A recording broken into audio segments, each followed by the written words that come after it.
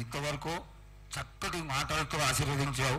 అలాగే ప్రకృతికరమైనటువంటి గాలులు ఏ విధంగా కొడతాయి, ఎండలు ఏ విధంగా కాస్తాయి, కాడి పంటలని సస్యశ్యామలంగా ఉండటం కోసం ఎలా ఆశీర్వదిస్తావు, తదనంతరం ఆది వ్యాధులతో బాధపడుతున్న వాళ్ళందరినీ ఎలా ఆశీర్వదిస్తావు, ఈ యొక్క చక్కటి మాటలను నీ ముఖం ద్వారా తెలియజేయతల్లి.